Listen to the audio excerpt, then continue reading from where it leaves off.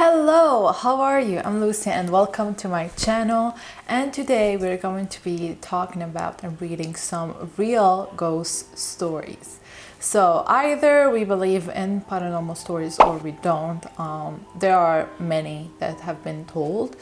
You either believe them or you don't. So I did ask you on my community tab and on my Instagram to send me some stories. So first of all, I'm gonna be reading some of the stories I found on the internet, and then I'm gonna be moving to the stories you sent me. And if you hear some sounds, these are not ghost sounds. There's some kind of storm happening in there. I don't know, but hope it's not too loud. Even if it's too loud, you know, it's like it gets us into that spooky mode. It's fine. I don't know if you heard that. It really sounds like a ghost sound or like a crying baby. Anyway, we're going to be starting off reading the stories now. So sit down, listen, and maybe don't watch this at night. I don't know. Do you want to? So I'm gonna be reading like mini ghost stories. They won't be very long. They will be like short, hopefully sweet. I was putting my 3-year-old to bed when she sleepily told me that whenever she got bored at night, she'd just wait until Grandpa Jess came to read her stories. This sounds really sweet, except for the fact that Grandpa Jess has been dead for more than 20 years. I couldn't help but wonder if my daughter has a very big imagination or if she's living a real-life ghost story. My first cat was a black one, and I've never been afraid to take an elevator to the 13th floor. I'm just not a believer in the supernatural, or more accurately, I wasn't a believer before. Now I can't deny that the memory of hearing my daughter talk so matter-of-factly about her nighttime visits from the grandfather she's never met still sends a chill up my spine. I don't know how I feel about this, because this is a loved one, this is her grandpa, and if you think about it, it's like sweet, you know, it's like he passed away, he wants to see his granddaughter and he's telling her stories before bed, which sounds sweet, but I don't know if my grandpa passed away years ago, like 7-8 years ago, and I always remember him. I always wish to be able to see him again, but I don't know if I'll feel good if he actually came to me as a ghost and chatted with me. I'm not sure if I'd feel good or comfortable about this. I love you, but don't come creeping me out. Thank you. Tell me in the comments down below, how would you feel about it? Would you feel happy if you saw like a loved one? Would you feel freaked out, or like a ghost is a ghost to you? Like it doesn't matter if it's someone who was close to you or not. This story is called Ghost on the Road. I was in a car on a country road late at night when a terrified girl ran across the road in front of us. Driver slammed on the brakes and we all jumped out to call for her, before we realized that she had been transparent. I've never felt terror like that before. Dog alert. My dog is usually really chill, but one day she kept barking at the door. Then the doorbell rang 3 times, but nobody was there. My dog was pacing the floor and growling, which is so unlike her. The next day, I found out our super creepy next door neighbor had killed himself during that exact time. It's always I always hear that animals, like especially dogs and cats, of course, these are pets, they feel the supernatural, see what we can't see. And it's one of the ways that people tell that there's something going on here, there's something supernatural going on there, and they start acting up crazy or barking at nothing, but they see something there, which creeps me out. Like if I saw my dog doing something like that, I'm out of there. This story is called Dream Dress. I always felt like there was something unsettling about our attic. It was more than just usual attic creepiness. One night I had a dream about another woman wearing my dress. She looked sad and lost. The next day, I went up and found my wedding dress box open, and there was dirty smudges like fingerprints on it. Oh Jesus. So it's like her soul went out of her body and actually saw what was happening in real life, but she thought she was dreaming. Oh my God. And why was she wearing her wedding dress? Like, so that's so creepy. And in all movies and like stories, ghosts always wear white. Why? Isn't white supposed to be like for angels? Angels. This story is called Leave Her Alone. I went to a boarding school that was old and creepy as heck. The building has originally been a tuberculosis sanatorium, so we all knew people had died there. One night, when I was walking back to my room, I swear I saw a ghost. I wanted to see it closer, but I heard a voice behind me say, "Leave her alone." When I turned around, there was nobody there. This next story is called My Own Ghost. I woke in the middle of the night to find my bedside lamp on. I never leave it on. I glanced to the end of the bed, and on the chair there was me, sitting calmly reading a magazine I'd left there that evening. I, the real me, was chilled through suddenly. My insides felt like ice. I just lay there, then her, me, volume 2, looked at me. No smile, no change of expression. The next day, the magazine was on the other side of the room. It still freaks me out. What if, like, this is my own theory, what if like she was supposed to have a twin sister or something, and that was her, the ghost of her twin sister? This story is called Ghost Name. My aunt's house had a harmless ghost. He opened doors in the kitchen and basement, made funny smells, hid stuff in weird places, that kind of thing.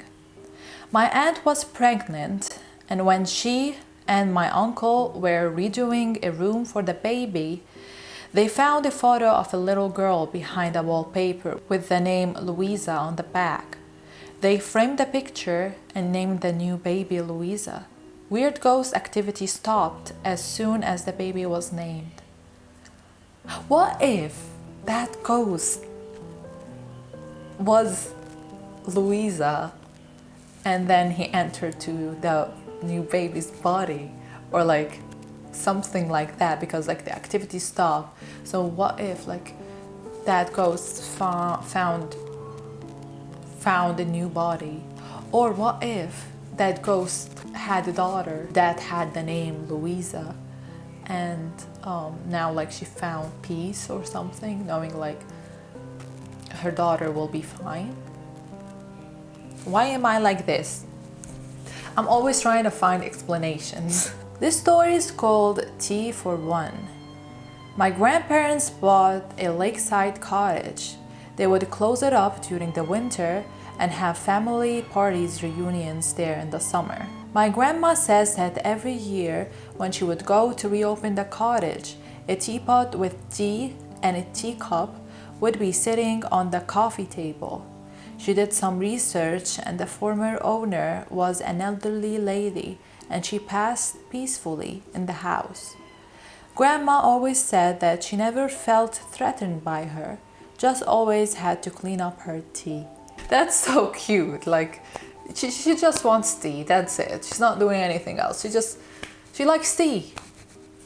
So now we're going to move on to the stories you sent me. So thank you so much for everyone who sent their stories.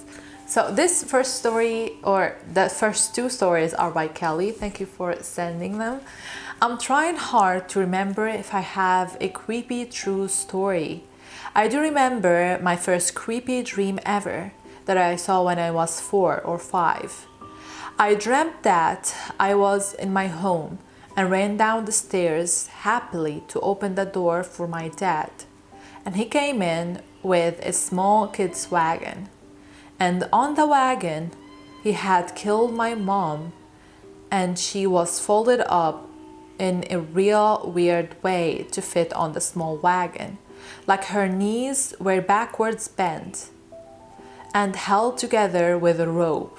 And when I went to stroke her legs, I could feel she had not shaved because her hairs pricked me. Oh my God. Second story from her. And at the age of 5 again, someone ran past us as my brother and I were playing on our lawn. A few moments later, we heard a shot. We found out that someone had ran away from jail, and a cop hiding behind a tree further down shot him dead. Later that day, we passed by that outline they make on the ground. There was something near his head, and my brother was kind enough to tell me that was probably a bit of his brain. Imagine hearing this or seeing this when you're 5 years old. So the first one was a dream, and the second one was a real thing that happened. These are so creepy, especially seeing those things as a kid. Like, that would mess you up. Thank you so much for sending this to me. I hope you're fine now and you don't dream about serial killers or something anymore. This story was sent by Joe. Thank you so much for sending the story. I've had many creepy experiences in my lifetime. Here's one. Living in NJ, there's no shortage of weird places to visit.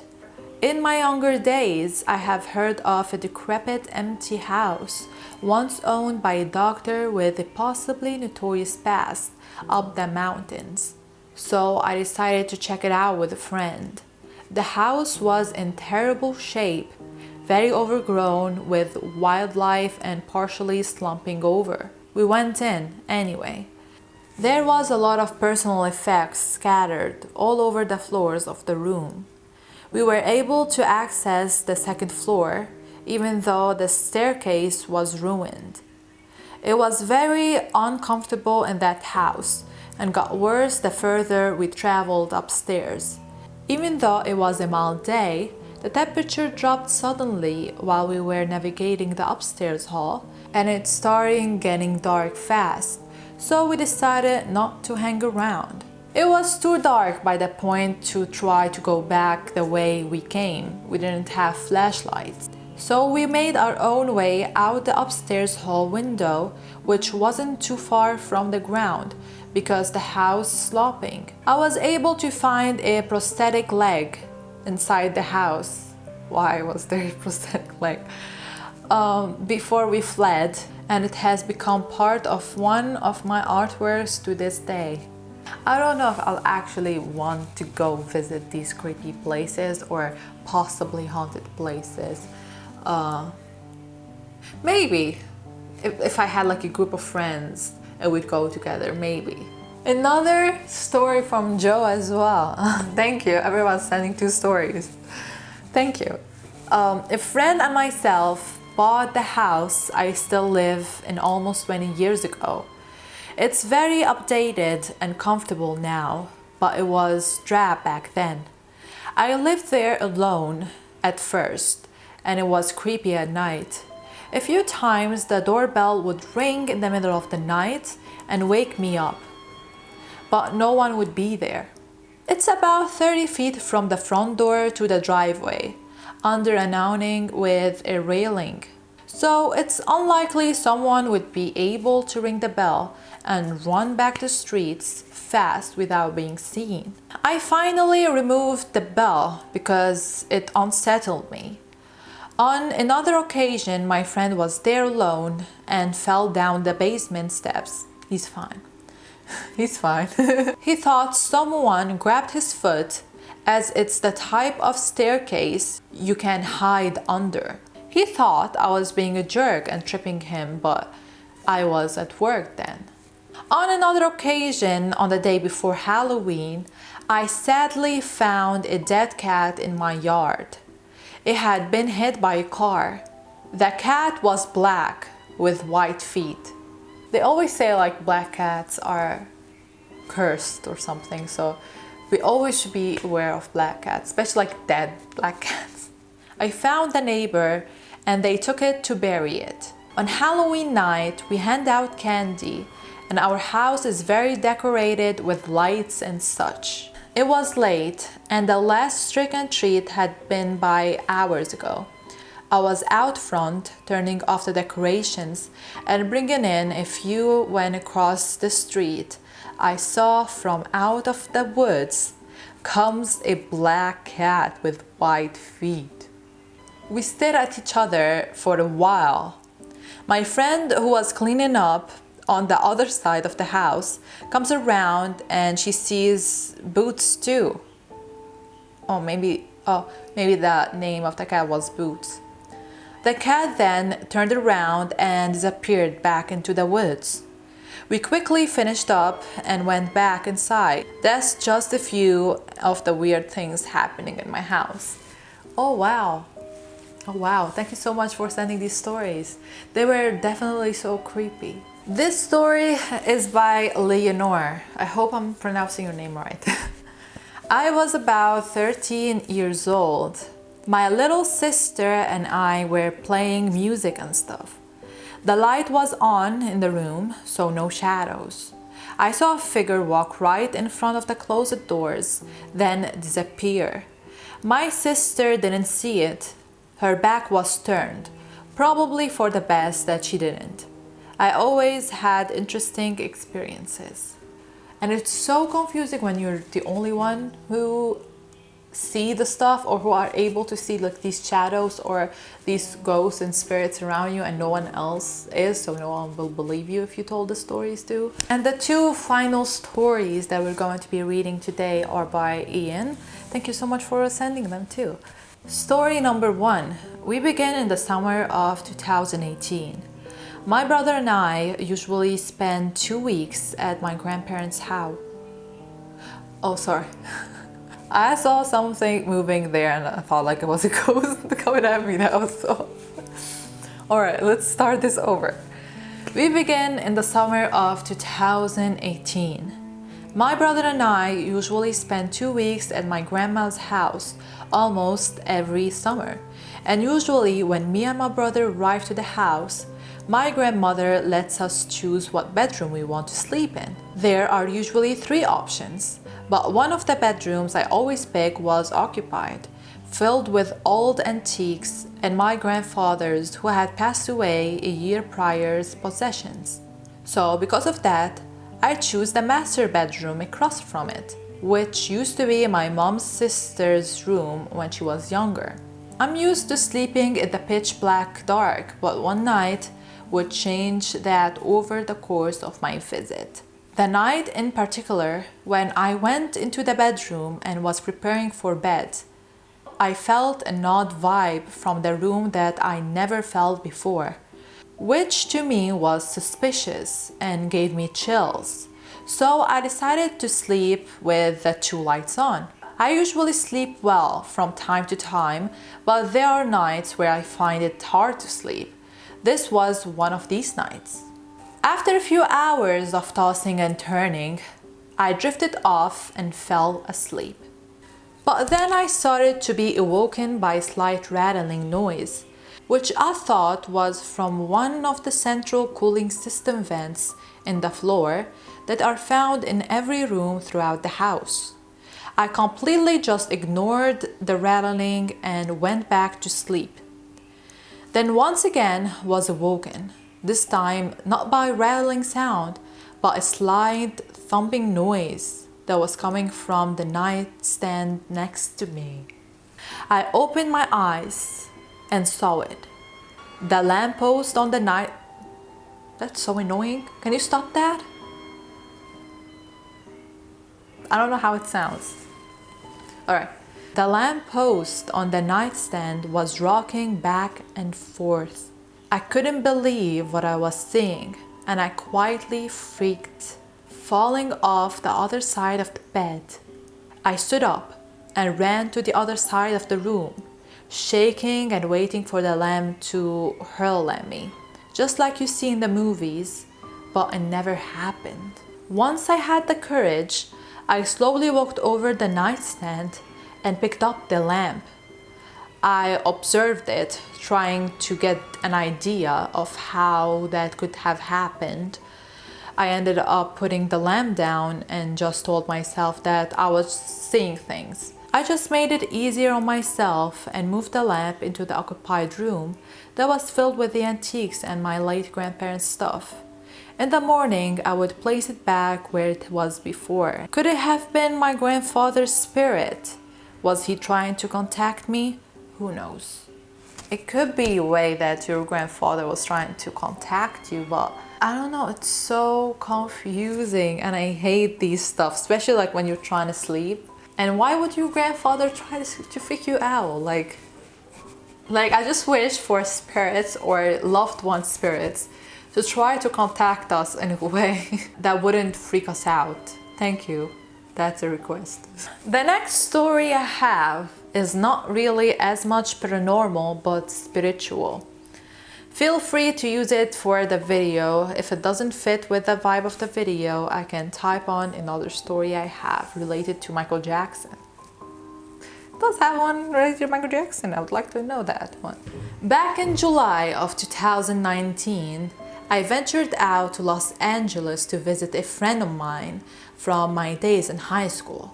And while there, I had seen a lot of landmarks related to Michael's life, including his Hollywood Walk of Fame star. But one thing I really wanted to do was visit his gravesite at Forest Lawn in Glendale, California. Something that I knew would be the most hardest and emotional moments of not only my trip in LA, but my life in general. I can vividly remember walking up the path to the mausoleum with the flowers I had purchased in one hand and the MJ memorabilia I brought from home to leave as a tribute in the other. All while telling myself to be strong and fight back the tears that were ready to drop from my eyes. Once I got up the steps to the holy terrace. It's terrace in French, I don't know how to pronounce terrace. Okay. I saw that the mausoleum opened and closed at the same time.